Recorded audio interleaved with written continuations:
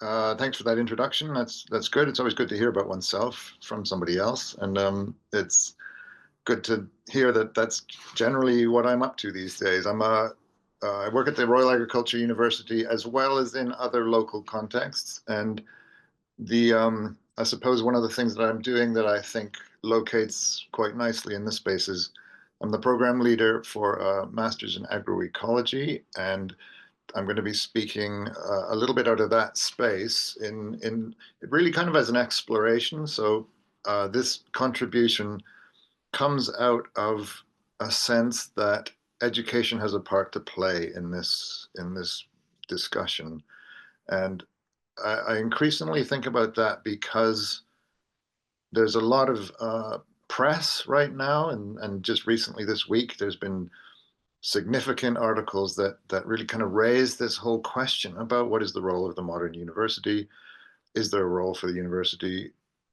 What is it? What's happening in terms of relationship and presence within this space? And quite an interesting piece this week in Australia, where increasingly the phenomena seems to be that less and less in-person, on-campus uh, education seems to be unfolding. This started in COVID and seems to continue.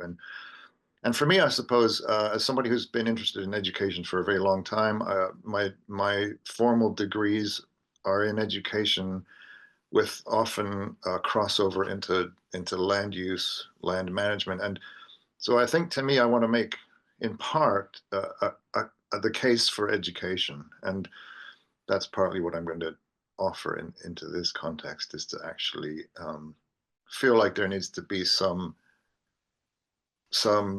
presence there for that question, and not to say that there aren't lots of different, let's say, challenges faced in the educational space currently, and there definitely are, and there's definitely lots of questions to work with in terms of what is the role of education, and what should education be offering into this space. And so this is a very ongoing question for me, and in a way, what I'm about to share is nothing definitive, more kind of my latest musings on this question. And even this morning, some pictures are coming for me in relationship to that. But um, framing this conversation, framing this offer, which I hope turns into a bit of a Q&A and a bit of a conversation as well, is this question: how does education contribute to the reimagining of our food ecosystem? And what is the role of the educator in supporting a move toward more resilient and regenerative food systems? That's a question I'll pose as what I would call myself as an educator in the domain of education. But I think it's a very potent question. And it's quite interesting that at the Royal Agriculture University right now, we're approaching 180 years since it was established as the first agricultural college in the English-speaking world. But even now, this is a very current question, and the university has involved me quite a lot in questions like, well, what is it that we're doing? Why are we educating? How are we educating? What is our educational approach? What is our philosophy? And that to me is a sign that these are very living questions.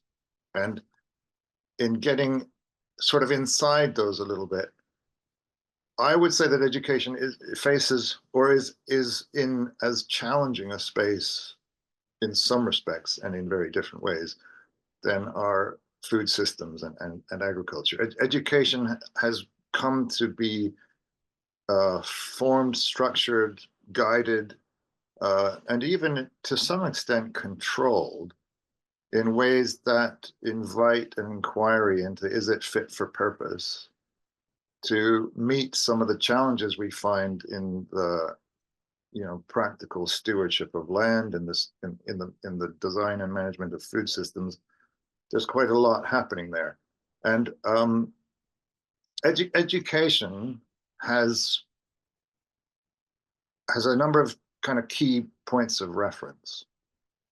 And one of those is why, educational purpose. Why are we doing what we're doing? Why are we putting an agroecology program in the world? Why is this something that, for the RAU at least, has perhaps come on, one could say, a bit late in the day, maybe? But even if that is explored as a question, why is it that now that this agroecology offer is in the space, there's many different people coming towards it? And how, the educational question is also how do we go about doing this? But this can't be also disconnected from who is it? Who's the individual stepping towards or into the educational space, and what is it that we're meant to be doing, or what is it that we're about? So the picture on the right is a group of agroecology students on a visit to Rush Farm in the autumn. Rush Farm is up in Worcester, and just to have a very brief contextualizing of these questions in practice. Why are we doing what we're doing? We actually are stepping into this space, the agricultural space, in which questions of environmental stewardship are at the foreground. How do we produce food in such a way that we also support natural processes and the biodiversity in the natural world? That is crucial. And then for me in the agroecological space, the question very much is there, what is the role of people, community, the cultural space? You could say, what is the cultural space? And how do we do that? Well, this morning I kind of woke up with the picture that in between the very localized, contextualized, specific context of a farm, Rush Farm, and the farmers pictured here, farmers and students, but the farmers pictured here have very particular potentials and challenges based on the soil type and the climate and everything that they're working with. And so there's a kind of a unique specificity to the farm. It's very contextualized. And on the other side, there's this often seemingly broad and generalized and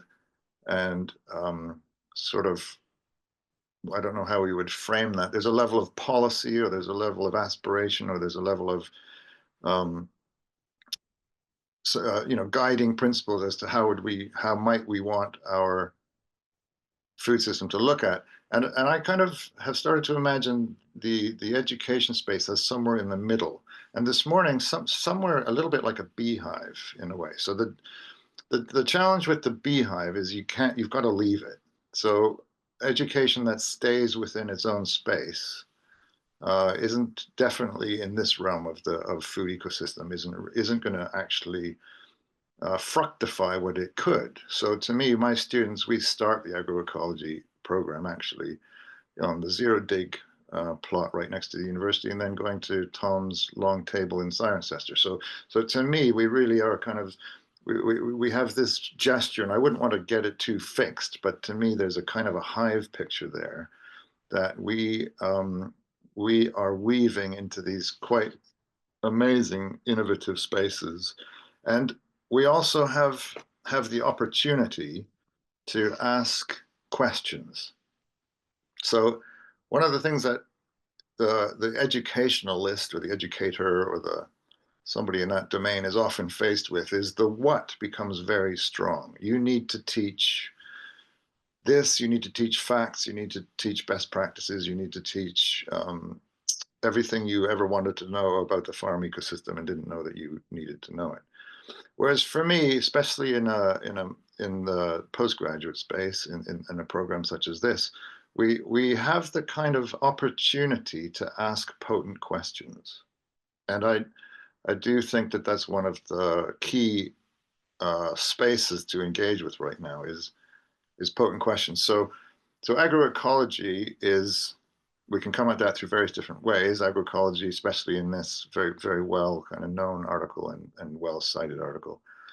Agroecology is sometimes described as a science, sometimes a set of practices or approaches, and sometimes a movement. Now, it would be one approach to this domain, if you like, or this space to say, well, okay, we can tackle that. We can say we're going to teach the science of soil. We're going to teach the science of botany, and we're going to teach the science of animal husbandry. But I think for me, one of the things that's quite key, and is we're coming up against so many thresholds now in the environmental space, in the social space, in the political space. We're coming up against quite a complex set of thresholds, and somewhere within this sort of hive of the university space or the educational space is actually a little bit of time and a little bit of space, if you like, to say, well, what do we mean by science?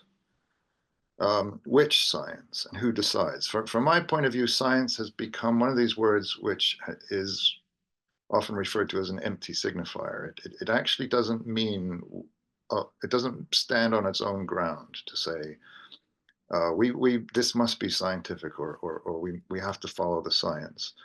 And one of the reasons why I say that is because I think that science is actually very complex, and science.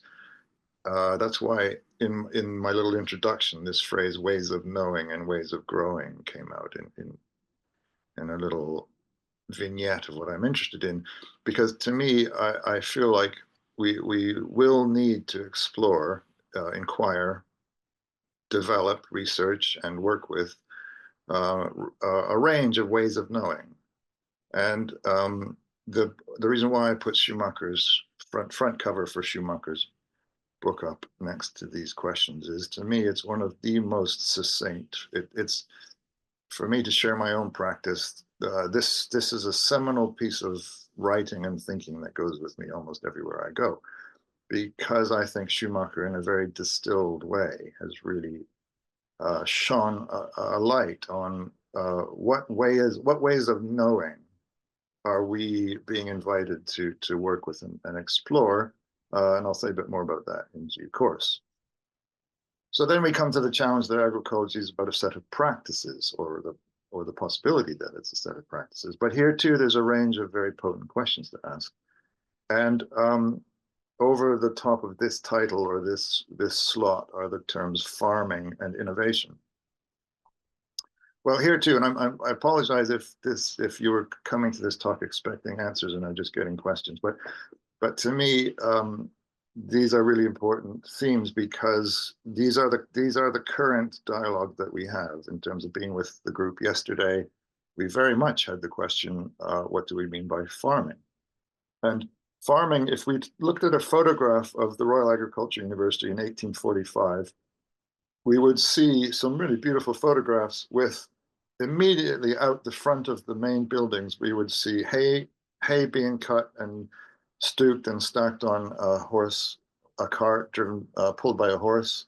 We'd see livestock out in front of the university, and we would see the human being interacting with the animal, interacting with the farmed environment, interacting with the crop, and that often, perhaps, this is a question, when we use the word farming, it's quite interesting to explore what comes to mind, and what do we mean by farming. And farming over the years has been quite closely wed to particular kinds of science, to go back to the previous slide. And that to me is a space to explore what kinds of science inform what kinds of farming. And these are questions to me to say, they're language questions, but they're more than language questions, because they have to do with relationship. And to me, these are important things to engage with. What is the relationship between the human, the plant, the human, the plant animal, the human, the plant, the context we're in, and what kind of decisions are we making around those, and what are the implications of those? And it's important for me to say, is farming also an art? Is farming a system? And I'm going to leave these here and hope they generate comments in the chat and questions, because this is the way that I've decided to tackle this. Agroecology is also described as a movement. What are the characteristics of a movement? Is it a set of shared ideas or ideologies? Is it a common set of purposes? shared aims. One definition for agroecology that we can find in the literature is there on the screen. I won't read it out. It's there to explore. Now for me, this is quite significant that we the complexities of the challenges the climate we face in terms of climate, how those inform decisions we make around food production, who we look to in a way for guidance in those spaces. These are all very, very crucial questions that we're engaging with. In terms of then being able to step in to say, rather than just ask questions, are there kind of some kind of, let's say, it's sort of a diagnosis, you could say. I mean, I come back to Wendell Berry because to me he's one of the most astute thinkers in terms of trying to sense make or make sense of where we may have arrived at in our current system. And it's particularly potent for me. This article is available online if you're interested in it. It's just called Solving for Pattern. This is the kind of space that we have also been engaged with recently, is the challenge that Barry articulates is, as we try and solve for pattern. I think this is as relevant an article now as it was in 1981, I suppose, when it was first published. I think some things stand the test of time, and one of the things that stands the test of time is this kind of, I suppose, critical inquiry by a farmer, essayist, poet, somebody who's kind of got his antenna out into the land as well as into the human soul and the human community. And he actually says something here that speaks to me directly as an educator. We can have school systems that graduate illiterate students. We can have medical cures that cause disease. We actually are in these complexities, which goes right back to me for ways of knowing, ways of growing. How are we actually tackling some of these problems? So Barry to me has an immense amount to contribute in terms of our thinking about how do we move forward, or how do we move, if that's the right term, how do we develop food systems, food ecosystems, where the environment is perhaps being enhanced through our engagement. We're producing good food, good quality, nutritious food, but also that we are within that mix. That's the kind of agroecological question. How does this support healthy culture and the healthy social life? And those are questions that I think are very much in the foreground at this time. So very recently, in fact, I have not made my way through this report. Maybe other speakers have touched on it in the last day or yesterday, but this to me is it's very recently come out into the public domain. It is an analysis, I suppose, a piece of social science research. It's a piece of inquiry that I think goes to really one of the key questions that we have right now. There's lots of different innovation happening in the food system space, and part of what some of the systems have the university that I'm presently where I teach is engaged in some of this research. So innovation is happening, and it's happening at a number of different scales. We've seen pictures of hydroponics. So we're trying to say, do we need to intensify? And that intensification, can we actually start to localize food production into urban environments? Very important. We're looking at innovations in how we actually explore relationships to animal. For instance, now there's quite a lot of energy going into what's called lab-grown meat or cultured meat, or there's a question around the how meat is produced, and that's kind of comes under the umbrella of innovation. But all of these questions for me still go back to a need which I personally feel is sometimes overlooked around this whole question about ways of knowing and ways of growing. As we innovate, are we also attending to, if you like, how we are going about the science, the ways of knowing that are leading us into innovate in particular ways.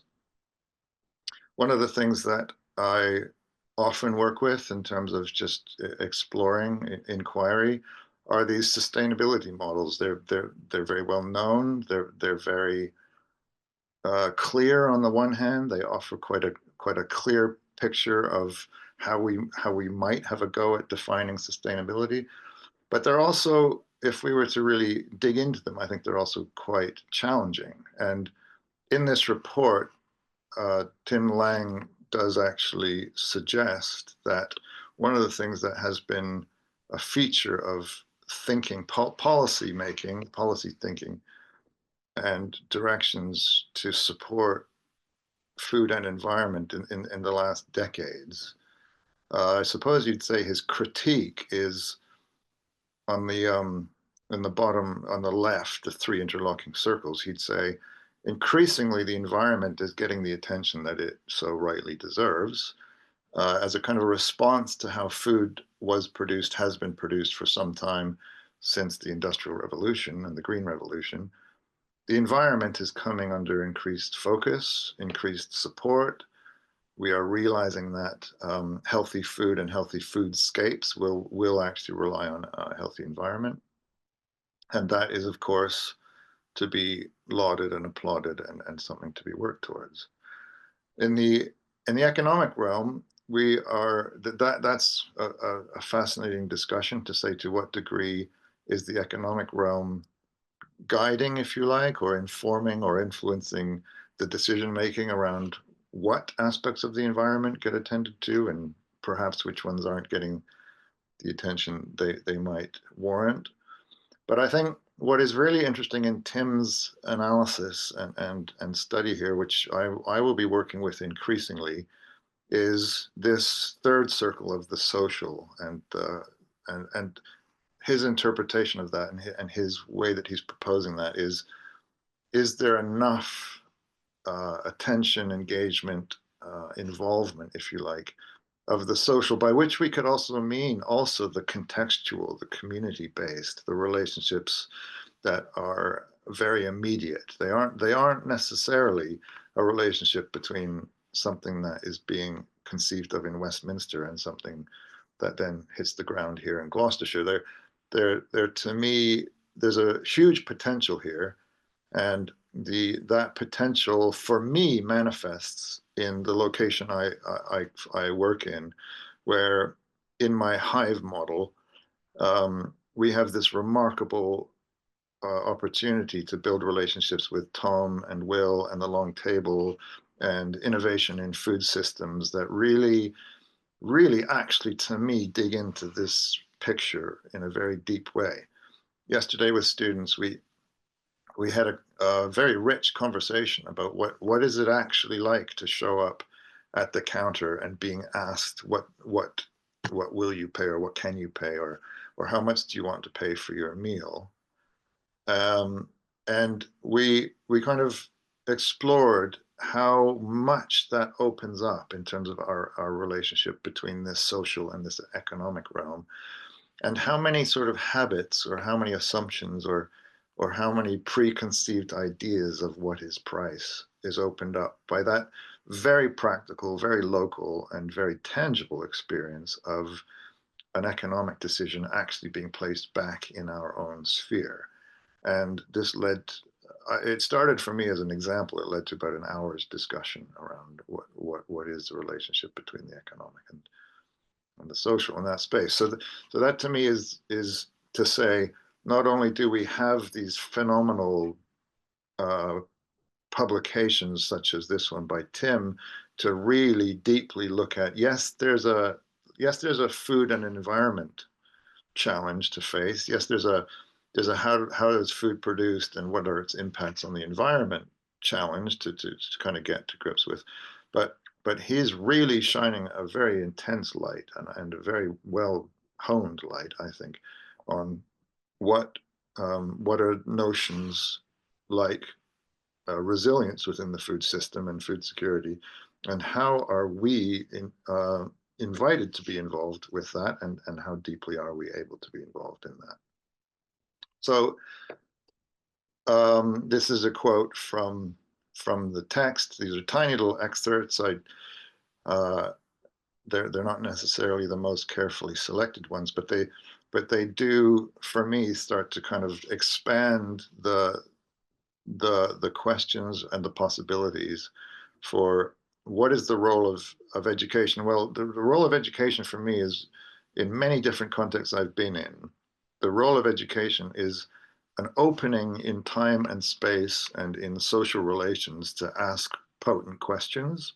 Some of those questions are sometimes difficult to ask when whatever we're involved with in the food production space or food ecosystem space. We don't often have that kind of quality of time and space to ask potent questions. Sometimes we do, and sometimes they're right there in the foreground. But to me, that's one of the offers of the the educational space in this whole context. In terms of Tim Lang references this document, Stockholm Resilience Center published 7 Principles for Resilience. I think a lot of those we're starting to get to grips with. There is definitely this space for encouraging learning and practice sharing and this kind of fructification of insight and input.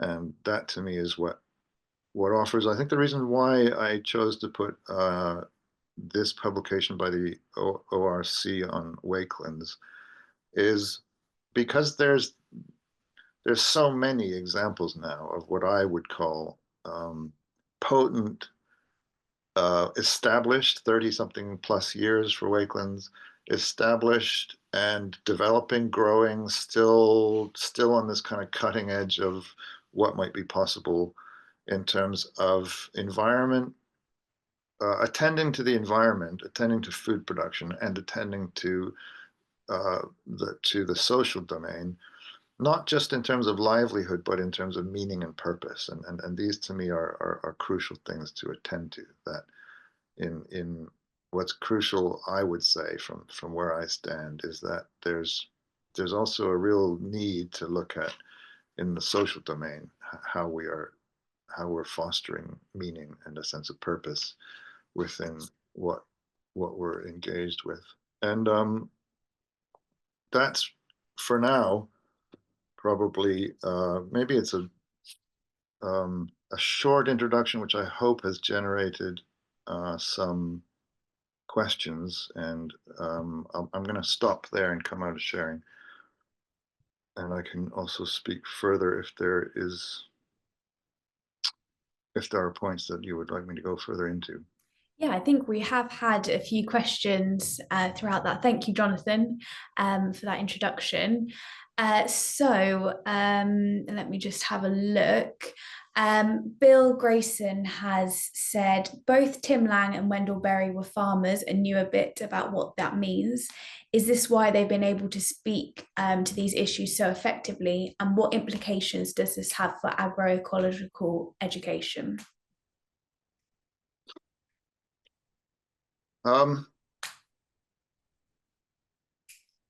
Yeah, so implications, if I understand the question rightly, to me, I come back to Wendell Berry in part because of his experience as a farmer. I also come back to Wendell Berry because of his acute, what would the word be? To the degree to which he has been a voice for so many years through his writing, essays, and, if you like, social critique of how farming systems how changes in farming have actually changed community and changed, let's say, the way that community can thrive and can unfold in America. And I think it's been must be quite a challenging space to stand in, because for somebody who is so awake to and aware of and invested in the strength of the community, really, in a way, being that which will carry things forward. I go back to Barry quite often because of his critique and also his courage. Some of the things he writes about the Mad Farmers Liberation Front and some of the things that he he puts in the space come out of his farming and connection to land and particular ways that he has gone about farming, and his ability to place that into words. I'm a big believer that the word can have a powerful place in this, just as can a good meal or a decent, um, yeah, well stewarded area of land. Now, Bill, I don't know if that touches on your question, and if it doesn't, please come back in. Thanks, Jonathan. And yeah, Bill, if you would like to say anything more, please just raise your hand or put that in the chat. I can see Sarah's raised her hand. Sarah, would you like to unmute yourself? Thanks there. I'm Sarah. I work as a net zero transition and sustainability consultant across the energy system and food system. I was really inspired, or I found it useful to think about your hive picture.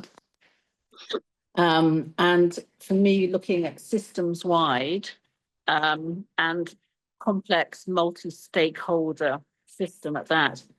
Thinking about the pollinators, so the bees going out. So from your educational establishment going out, how can we best promote and engage that constructive dialogue between community in the local sense and the greater, say, UK sense, working with policymakers and engagement with ultimately us as consumers of food, with these complex decisions we have to make about land use and respect and the need for protection of our natural environment in terms of biodiversity and soil fertility and these points. How do you see, as an educator, we can have your amazing students coming out and optimizing the ability to get that dialogue going? Because I hate what I find when looking at systems, we don't like knowledge being siloed. So we don't want it in the hive. We want it going out. And it's that sort of piece I'm interested in, and how do we engage with all these stakeholders to obviously people get very emotional about their visions of and the land use in this country and the pressures on land and need for more sustainable forms of energy generation or pressure to build new homes. How do we get a scientifically based, informed dialogue going that people can engage with, whether they're people going to their high street to buy food or, to actually get that knowledge share going? Because I think that's always the problem I see most in the work I do.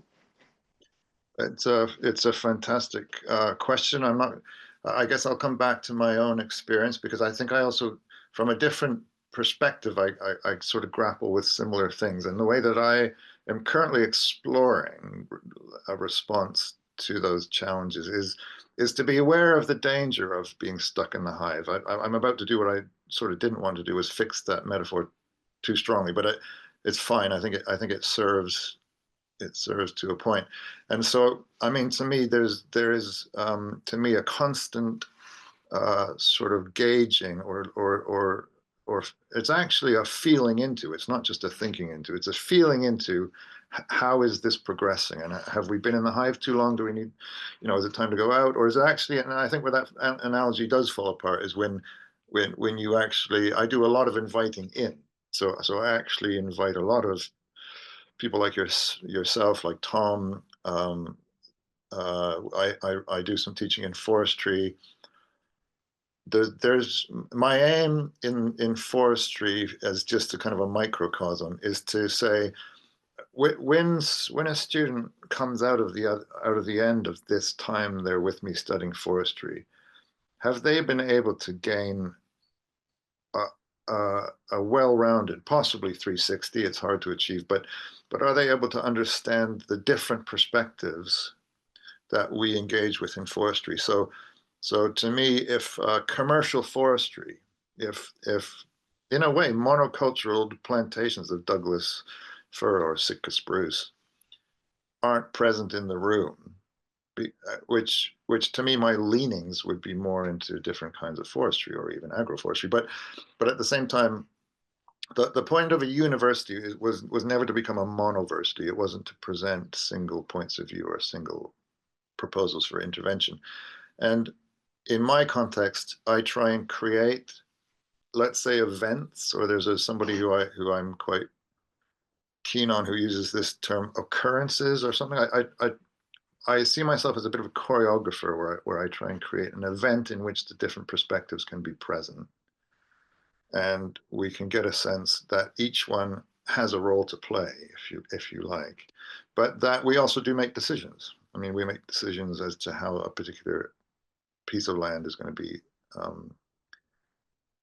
stewarded, if you like. But the danger is for me when it becomes too closely within the hive. But I find that really we do a lot of weaving out into the landscape and inviting in.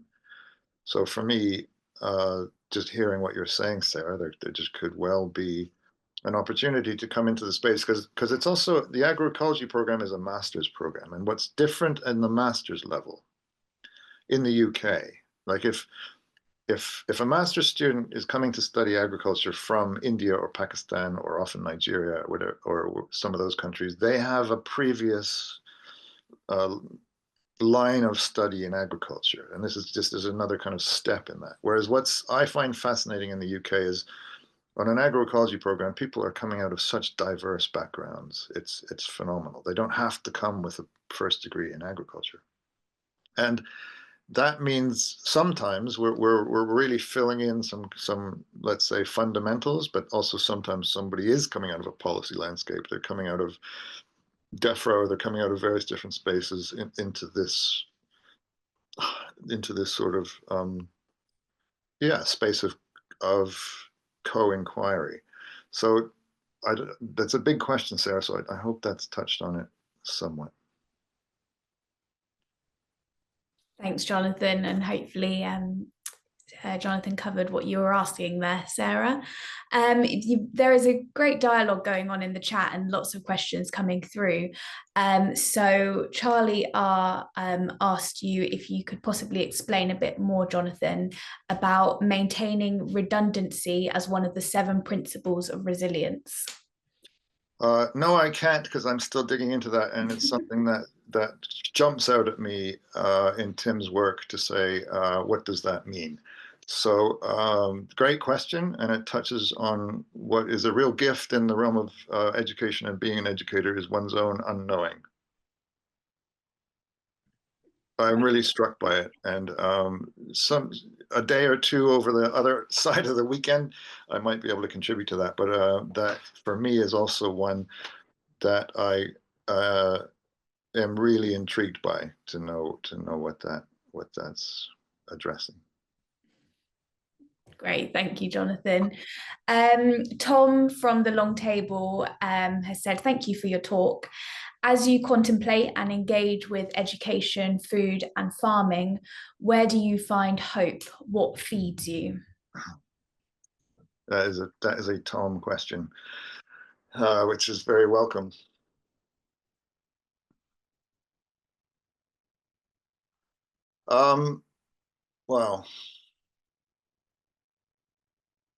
Well, one thing that feeds me is the reaffirmation or confidence in human curiosity. And when we find those spaces of curiosity and wonder and appreciation, and they come in lots of different places. They might come while we're walking on Rush Farm and listening to how that particular farm is being stewarded. It might come as we go over onto Sapperton Wilder, and we see that there's courage. I think I find the courage where somebody who's stewarding that land is going to to have a go. They're going to have a go at agroforestry and giving a field over to agroforestry. They're going to often, to me, it's the feeling that almost against the odds sometimes, although I don't necessarily want to go down that road. Humans are curious, and they have courage, and they also collaborate. And to me, those are very strong affirmations. So in something like Wakelands, to me, I go there at least once a year. I'm just intrigued by the spirit of, well, what if we applied for a license to grow hemp and for clothing, and now they have contemporary hempery. They are growing hemp to see if a UK grown fiber for clothing can be developed to quite a high degree. Or the fact that within that space, the space is being managed not just for food and not just for the environment, but for human meaning, purpose, and participation. And that to me is encouraging. Meeting the long table and the initiative there. I find I have too many places to choose from to bring students to for inspiration and to generate curiosity. And after a session, it doesn't always have to be going out of the so-called hive. It can be within. When we come to these moments of a understanding or an insight or I'd never thought about that or yeah, Tom, that's probably enough for now. But here's somebody asking that question who's part of that whole stream of inspiration. So to me, to have the opportunity to go up and have these moments of new awareness are really potent. Thank you, Jonathan. And it's great that we do have these places of inspiration so close by and near us. Stella Parks has asked, how do we engage much younger people in understanding about the links with food, farming, and nature? The GCSE in natural history seems to have stalled. Yeah, this is an ongoing question. So one of my students right now on the program teaches at Westernburt School. She's decided to come and study, even though, as we all know, a teacher in a secondary school has a very, very full plate. But those are the kind of, that's where I do want to break down the hive picture, because that's where, to me, I would love to get into the whole schooling from 7 to all the way up to say, we need more hands-on and more kind of embodied experience in land and food and such like. And I had the privilege of working in Ruskin Mill Trust for 14 years in a land-based curriculum. I mean, that was the basis. My workshop was on the farm, and our days were spent really in landscape food and everything around that. Now that occurs in quite unique and quite specific settings and is resourced in a very kind of particular way. So I share the question deeply, but I can say that in that very concrete example, this student of mine in a school, we're starting to develop more formal relationships between the school and the university and the agricultural space. There's a piece of work going on currently to look at how can moves be made to encourage at a policy level, but also in a curriculum level, to actually bring in food farming and environmental stewardship much more strongly into the curriculum. That's a process that isn't a direct result of the agroecology program, but is definitely something that there's fructification there to say. And you get that from a university because you look at who's applying, who applies to do studies in agriculture, and that is there's a lot there in terms of showing up how the that as an option of choice for young people needs to be encouraged much more. There's no doubt. And that I'm speaking from the formal point of view, just because that's part of where my context is. I also teach on the National Biodynamic training, and there's a lot. There's always fascinating young people in there who are choosing this direction. They're choosing a path into land and food production and stewardship. But another fantastic question. We need a curriculum. We need advisors. We need just a complete shift in saying these are very meaningful and fulfilling fulfilling path to take. One of the things I'm working on right now with colleagues is an inquiry into what is the value of an agricultural education, because if we look at it from more of a public discourse, or from sometimes even in the press, you're much better off getting a philosophy degree than you are getting an agricultural degree if you're looking at projected life earnings. Well, to me, okay, there's some chewy things to challenge here. Not that I'm challenging philosophy, because I have a daughter who I encourage to go and study philosophy, and I would say let's move philosophy and agriculture much higher up the scale of what we should be attending to. Perfect. Thank you, Jonathan. And just a reminder, if anybody would like to ask any questions or would like to add any comments to the conversation, then please raise your hand or put it in the chat.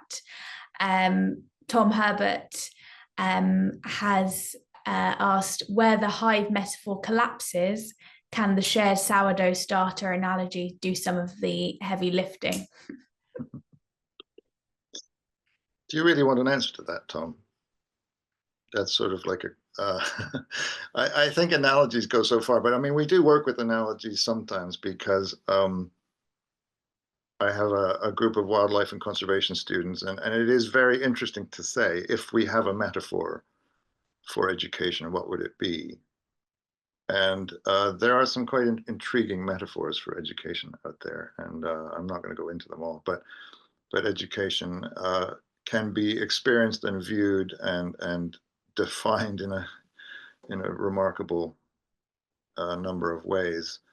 And for me, hopefully the hive metaphor doesn't get stuck and land too much, but to me, it was there for me this morning that helps me understand that where it does also apply, perhaps, is ideally one is drawing from a quite dispersed space and landscape. One is drawing from that what we hopefully, through our working together, through the kinds of things agroecology students will study. To touch back a little bit on Sarah's point, I mean, there are students here who actively want to get engaged in the questions of interface between policy and public. There's all kinds of opportunities here to engage students in very practical, very hands-on, and very impactful work.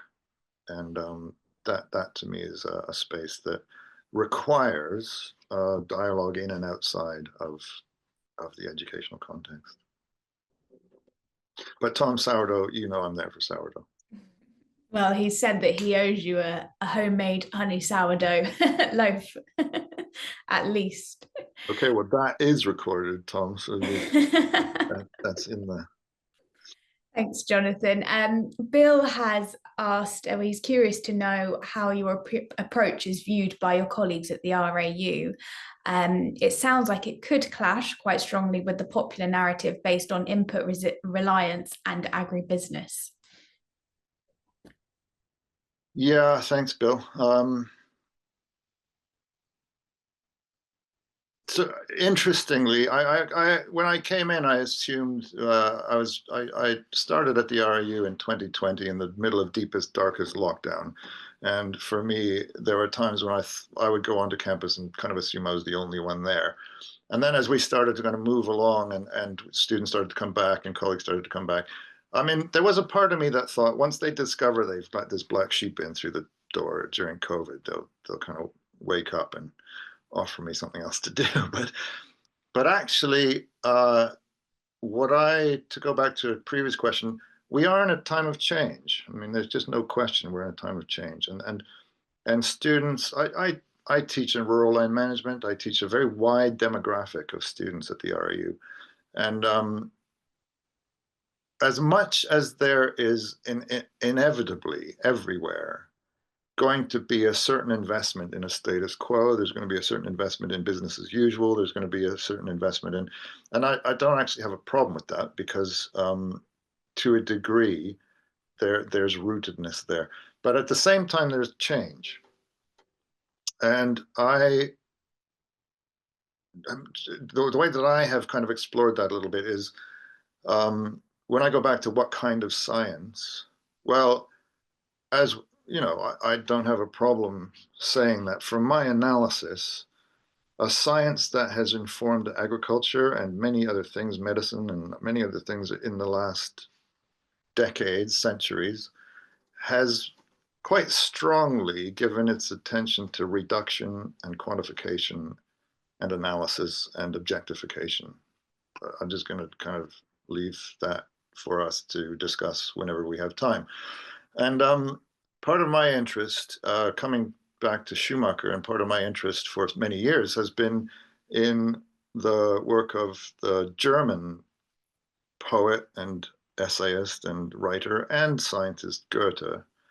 And I gave a presentation in a research seminar at the RIU on Goethe, and expected a small smattering of people to listen and attend.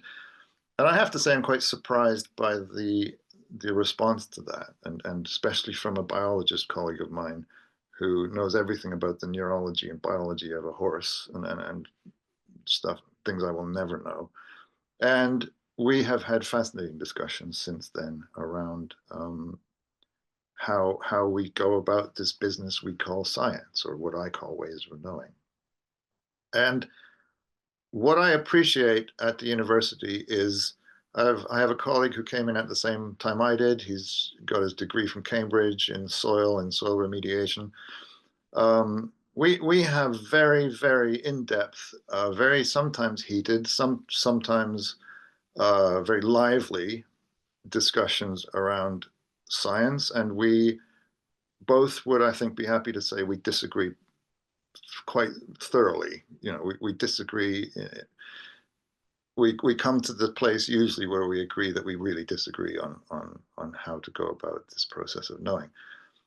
And yet we're really good friends. And so we have no problem standing in front of a third-year group as we transition to say, well, we are hired at the same time, both had the title Sustainable Land Management Lecturer, both are involved in this whole question of sustainability, really disagree fundamentally on some key questions of science and ways of knowing, and we have a fantastic colleagueship. And that to me is where I also, to go back to an earlier question, that's where I actually gain courage. To me, the aim that I have is not that we all agree, or not that there is agreement. The aim is not, to me, that we see things in the same way. That's when a university stops being a university and becomes a monoversity. That's when we start to say, well, we're only going to move this project forward if we all stand in a space of agreement. That's not my sense of how I think things are developing. I know that I have as much to learn from this colleague about aspects of the science that he practices as he did, and he was present in my research seminar the other day, and our colleagueship has deepened from that. It's a deeper sense of how we can be both contributing to this project of ways of knowing and ways of growing.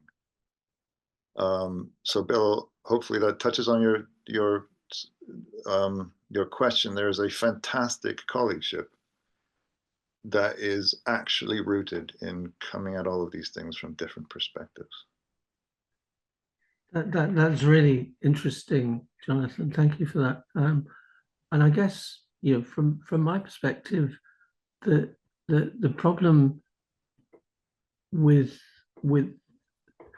spreading the news about agroecology, the importance of it, and how it can resolve so many, is that in order to take the time to understand how it works better, slows everything down. And the way the world works at the moment is all geared to achieving results. And that really detracts from the principles of science, where you just hold back to gather more information, more evidence.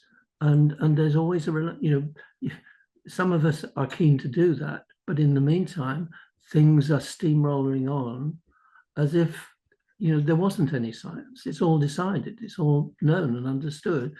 And I've sensed that might be what happens inside an agroecology, inside an agricultural college. I couldn't agree with you more. And I think, in a way, that's why I say, to me, the challenges that are faced within the educational context and the research context are similar to those in the agricultural context, where we strove and celebrated. I mean, Tom talked about sourdough, but we celebrated when we didn't have to have a sourdough, sit overnight or whatever. We wanted a loaf of bread in an hour, and we achieved that, and we pushed that through how we developed the yeasts. And to me, the whole project has had in the background, and continues, as does education, this pressure to shorten the time and increase the outputs. And we work against that. I work against that. And one of the things that I said the other day is, Goethe didn't publish his color theory for 30 years. Now, nowadays, I couldn't be in the context I'm in and say, yeah, I'll have something for you in 30 years in terms of my publication outputs. And so you really put your finger on something very, very, very crucial. How do I work with that? In a pedagogical sense, I'm inviting students in some of the courses I teach to experience the Native American practice of sit spot. So really, it is to leave everything behind and really to go and situate oneself in the space in nature. And in a way, the instructions are very simple. Sit. And it's one of the most challenging things we can do as a modern human, I think, because what comes back is a huge challenge of having to sit with oneself for an hour, without a phone or without a device of any kind. And to me, it comes down to this phenomena of attention. We have this remarkable potential for what we do with our attention. And we have a remarkable, like never before, draw and wish for our attention not to be our own. And there's potentials in there to work within the pedagogical space. And when I have to, in a way, take what I claim to be still a bit of license to be an educator, to construct my time with my students in those ways.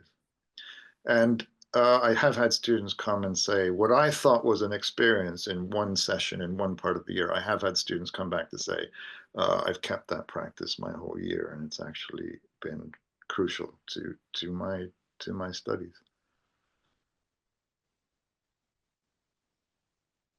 Well, thanks for that. That's really interesting insight. And I remember Stephen Harding in his book recommending doing something very similar, and I did try it once or twice, but in the end, I found that it didn't fit my busy routine very well.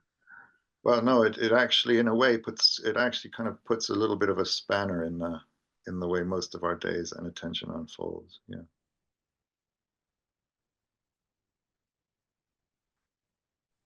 Thanks, Bill, for your comment. Thank you, Bill. Let me just have a look. Charlie R has asked, I'm always concerned that the section of the population who realise they want to learn is small. How do we influence the rest, including our politicians? I hope I'm not being too negative. Not at all. No, fantastic question.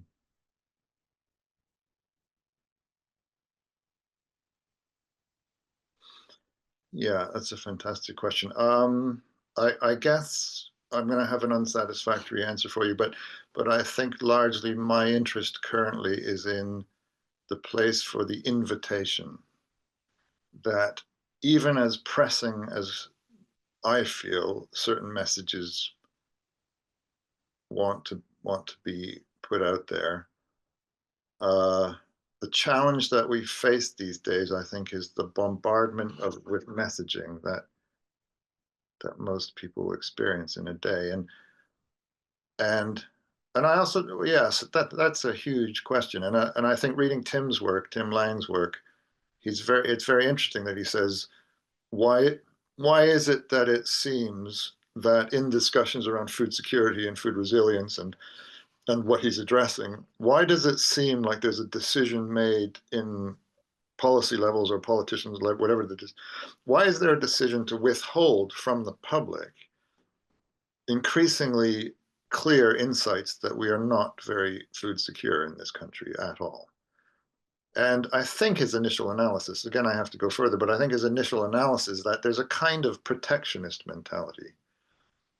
And I would say that it's time really to not have a protectionist mentality and to trust. The other side of the conversation we've been having is just how much creativity, courage, curiosity, and contribution can be made from people who are actually informed in a right way. I mean, communication is an art and needs to be done very sensitively, but I don't. They're afraid of fear mongering, where I would say that we should be aware of the potential for humans to actually step in and create and collaborate. That may be unsatisfying, but to me, increasingly, I kind of think of the invitation and how to create invitations. And I'll come back to Tom. It's partly, the invitation at the long table, or the invitation for different local food initiatives, the invitation even that a good farmer's market makes, or the invitation that we had a screening of 6 inches of soil at the university, the invitation to come and see something in a particular context. I will just sort of wrap that up, I suppose, with can we create open, interesting, but also respectful invitations. That's lovely. Thank you, Jonathan. On a different note, Stella has asked, do you think with the rise of AI taking over many jobs that people will return to working on the land?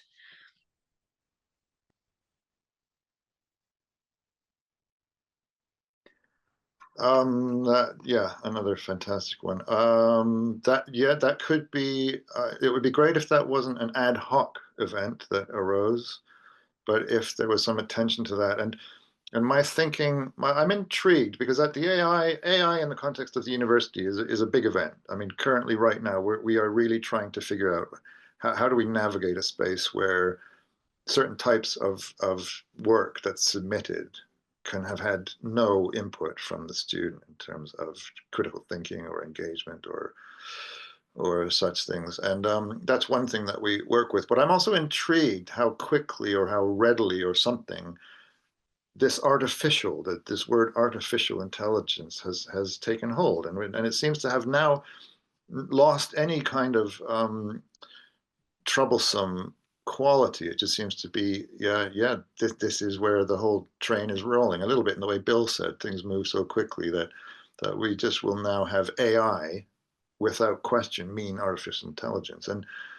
I'm very interested in the discourse around authentic intelligence and how can we start to explore, well, if it's artificial, what is there's different people using different words there, but to me, authentic intelligence is something also to explore and even invite an event around, invite a kind of exploration of what is authentic intelligence. And I think there could be partly a return to the land, partly because there is just something unequivocal in engagement with the plant world, in engagement with the animal world, in engagement with the complexity of the natural world, which we know well from personal experience and from a catalog of research is beneficial to mental health. It's beneficial to a sense of meaning and purpose. It's beneficial to our